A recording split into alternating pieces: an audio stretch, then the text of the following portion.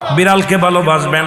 ও মুসলমান শুনে নাও, আল্লাহর নবীজি, ও মুসলমান শুনে নাও, দিলের কান্ডা লাগা শুনে নাও, পৃথিবীর মধ্যে মহামানব যারা আছে দুনিয়ার মধ্যে বিড়ালকে ভালোবেসেছে।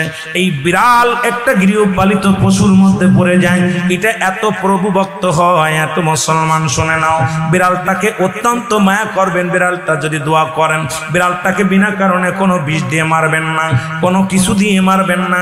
ও মুসলমান শুনে নাও, বিড়ালটাকে যত্ন করবেন। বিড়াল যদি অভিশাপ করে, বিলাই যেটা বলা হয়, অভিশাপ করলে সঙ্গে সঙ্গে আমার আল্লাহ কবুল করে নাই। বিড়ালের অভিশাপে মানুষ ফকির হয়ে যায়, বিড়ালের অভিশাপে মানুষগুলো ধ্বংস হয়ে যায়, বিড়ালের অভিশাপে দুনিয়ার সংসারের মধ্যে অশান্তি লেগে যায়। বিড়ালকে ভালোবাসলে, ও মুসলমান শুনে নেও, এই বিলাইকে ভালোবাসলে, বিলাই যদি দোয়া করে, বিলার দোয়ায় আল্লাহ দরবারে অনেক ফায়দা লুটতে পারবেন। জোরে জোরে চিল্লায় বলা যাবে না মারহাবা। এখানেও নবী বিড়ালকে ভালোবাসতেন। এখনো মক্কা মদিনায় অসংখ্য বিড়াল আছে যারা মদিনায় গেছেন হজ করতে, আমাদের সভাপতি সাহেবও গেছে।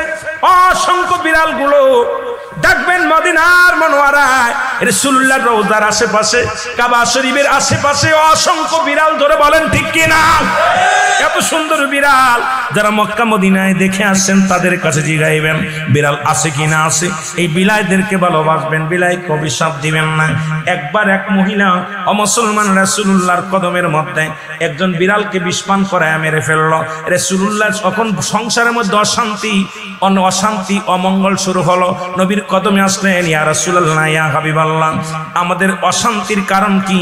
জিবরিল আমিন এসে বলে, ইয়া রাসূলুল্লাহ, ইয়া হাবিবাল্লাহ, উনি যে বিড়ালটাকে পালন করতেন, ওই বিড়ালটাকে অনেক কষ্ট দিয়ে মারছে, খানা দেয় নাই, ঘরের ভিতরে আটকায় রাখছে, নির্যাতন দিয়ে মারছে, এত কষ্ট পেয়ে বিড়াল ছানাটা মারা গেছে। ওই বিড়ালটা বরদোয়া আল্লাহর দরবারে কবুল হয়ে গেছে। তওবা করছে, তওবা করার পর নবীজি নিজেই বলছে বিড়ালকে ভালোবাসো। আর নবীর সাহাবী আবু হুরায়রার কোসের মধ্যে একবার বিড়াল নবীজি আলোচনা করতেছিলেন সাহাবীদেরকে নিয়ে। বিড়াল ছানার পিতা আবু হুরায়রা, আল্লাহু আকবার বলেন না। বিড়ালের পিতা হঠাৎ করে কোসের মধ্যে বিড়াল ডেকে উঠছে।